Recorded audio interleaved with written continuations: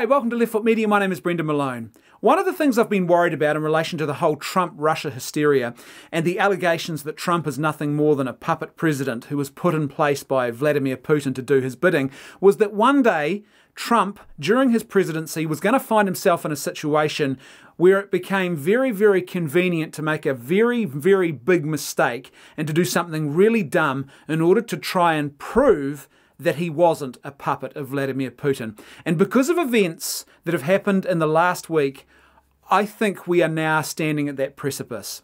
Last Saturday in Syria, there was an alleged chemical weapons attack in the town of Douma. It is alleged that chemical weapons were used and that Assad dropped those chemical weapons on the town of Douma, and I've also seen allegations that the Russians were involved in deploying those weapons. So these are very, very serious allegations. And as a result of these allegations, there has been a beating drum for war that is just becoming louder and louder with, I want to say each passing day, but it seems now with each passing hour, this beating drum, the drums of war are getting louder and louder and louder. There's this call from all sorts of quarters for the US to form together with a group of her allies and to actually embark on another war in the Middle East against Syria. Now, to me, this is just insane. I'm in total disbelief that we find ourselves in this situation for a whole lot of reasons.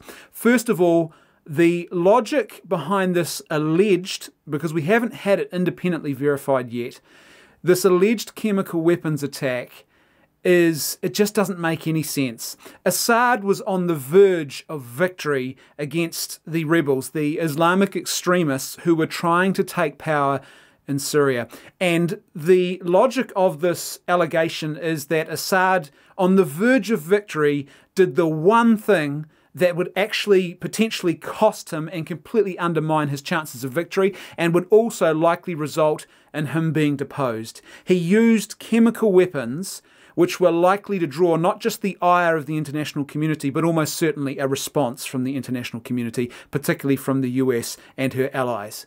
So why on earth would he do that? One possibility is that Assad really is insane. He just doesn't care. He's truly insane, or he was playing some sort of very, very Machiavellian game of 4D chess where he thought, what I'll do is I'll use these weapons and then I will claim that the logic of using these weapons doesn't make any sense, and hopefully the West will just leave me alone and I'll get away with this. But this really doesn't make any sense. And not only that, but even if you want to buy into that allegation, the allegation that Russia was involved in using chemical weapons as well, these are very, very serious allegations, and the logic of this just doesn't make any sense. It doesn't make sense that Assad would do this. It does make sense, though, that this is something, if it has actually happened, if it's proven to be an actual real chemical weapons attack, and remember, we are still lacking some good hard proof here. We need hard proof, and that's the one thing we're lacking here.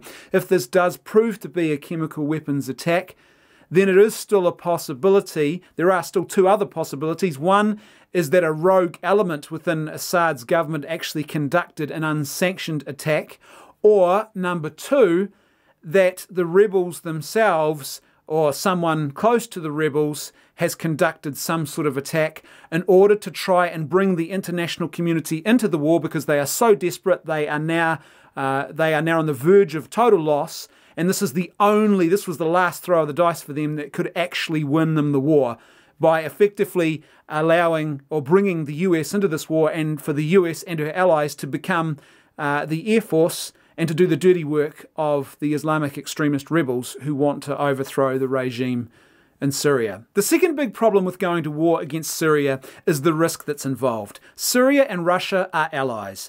Russia is active in the region, and Russia has already declared in the last week that if America starts shooting missiles into Syria, they will shoot those missiles down and they will target the source of those missiles. Now, the moment that starts happening, what you have now are two nuclear-armed superpowers who are now engaged in active military conflict. They are at war with each other.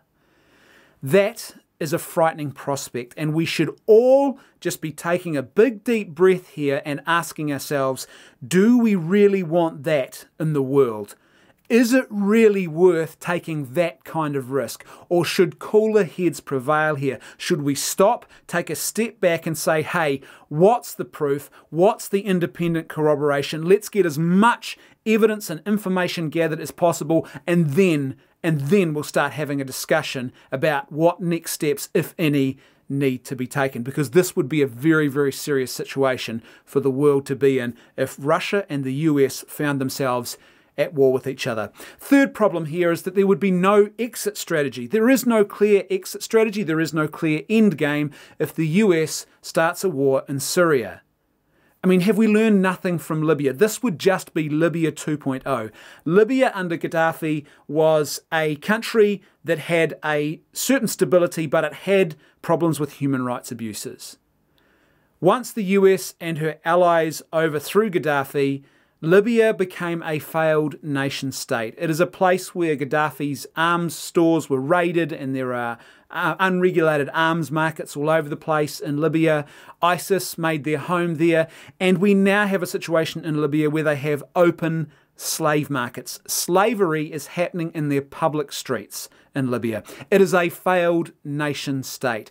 People were left worse off because of the military intervention in that place. My prediction is this: if the US and her allies invade Syria and start a war there, then within 5 years, Syria will be just like Libya. It will be a failed nation state, and there will be all sorts of serious problems and extreme harms that will be happening in that nation as a result. If the US joins this conflict, they will be siding with Islamic extremists. They will be actually doing the military dirty work for Islamic extremists, and those Islamic extremists will take power, and what will happen then in Syria will not be good at all. The other thing that's problematic about this war is that even if these alleged chemical attacks are proven to be true and they are proven to be the work of Assad, and it is possible that that's the case, remember, we just don't know enough right now to claim with any certainty that this is actually true.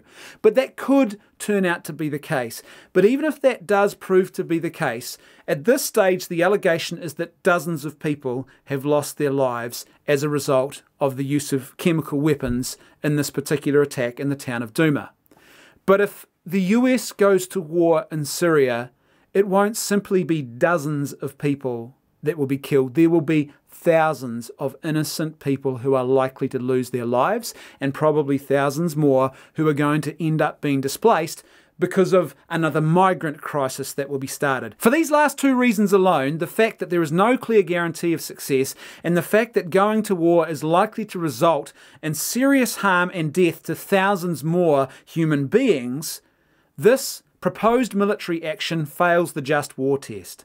Anytime a nation uses war, it should be engaged in because the war is a just war. It should be used as a last resort when all other options have failed. It should only be used because you need to protect innocent people from an unjust aggression, and it should be waged in a way that is as ethical as possible. So you shouldn't be dropping chemical weapons, for example, even if your motivations for going to war are just.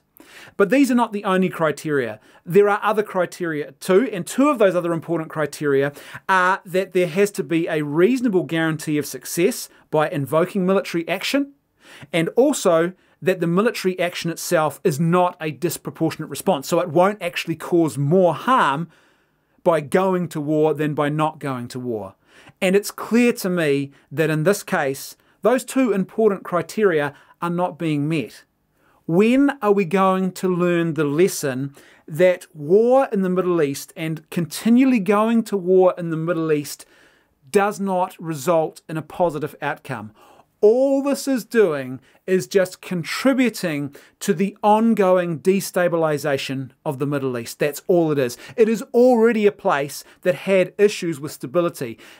For a long time, it has been a very tribal region, and those tribal allegiances have created all sorts of conflict over the centuries in that part of the world. And by constantly going to war and picking sides and engaging in wars in those regions, we have just been contributing to that problem and making it even worse. We are simply propping up a perpetual state of crisis. The last thing the world needs right now is another war in the Middle East. The last thing the people of Syria need right now is for the US to invade their country and to reignite a dangerous military conflict on the verge of some sort of peaceful stability actually coming back to that region. What needs to happen right now is cooler heads need to prevail. Our world leaders and their advisors need to take a big step back from the edge. They need to take a deep breath and count to 3 and take their finger off the trigger. They need to stop with all of the world-building fantasies, the masters of the universe machinations in the Middle East,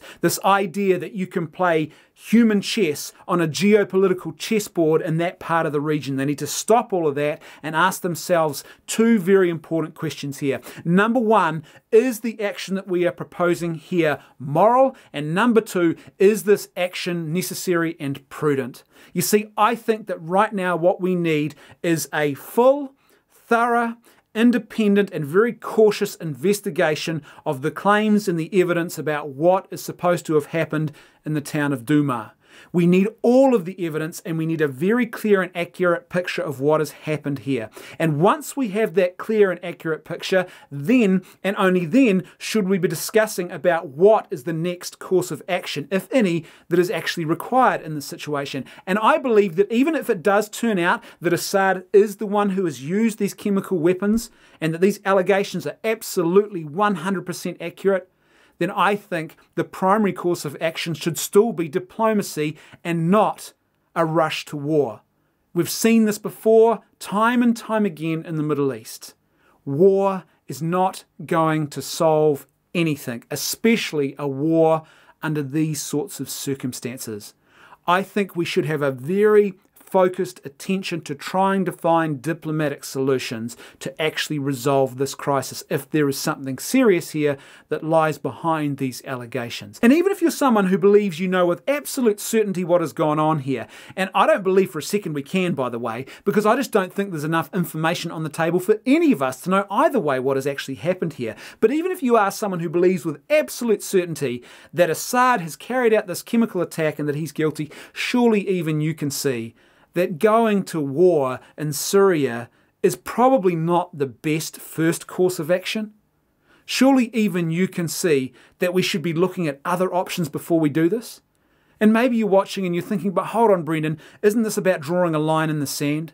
About innocent men, women and children who are being brutalized and we should step in to stop that brutalizing? And I agree with you in principle. However, that principle needs to be applied in conjunction with other principles as well, right? We need to think about the likely outcome of success. We need to think about the likely results of our action. And not only that, we need to think about whether or not we are actually applying that principle with any consistency. For the last 3 years or so, Saudi Arabia has been engaged in a serious military conflict in the region of Yemen. They have been accused of dropping cluster bombs. They have been accused of all sorts of other atrocities on innocent men, women and children. Why has no one been claiming that that's a line that's been crossed and we should therefore take military action against Saudi Arabia? It seems to me that this principle of going to the aid of the defenseless is not really being applied very consistently here. Instead, there are just far too many cloudy, murky special interests that are actually dictating terms here. You have a situation with a president who is desperate to prove that he is not a puppet of Russia. You have a bunch of Republicans who are facing the prospect of some pretty serious losses in the next round of US elections, and they know that there would be an advantage to being on a war footing. You have a group of people who love regime change. You have a whole question about oil and an oil pipeline, an energy pipeline in Syria, right? There's just too many clouded interests here. There is not enough actual concrete evidence on the table. There's no proof, and what we need right now is proof. Surely it's in everybody's best interest that we stop, take a step backwards, and think very long and hard before taking any further action. As per usual, I'd love to know your thoughts, so please let me know in the comment section below. Do you agree or do you disagree? And if you like the content I'm making and you'd like to see more of it, then please support me on Patreon. There is a link in the description below and a link on screen at the end of this video. Thanks for watching. I'll see you next time on Left Foot Media.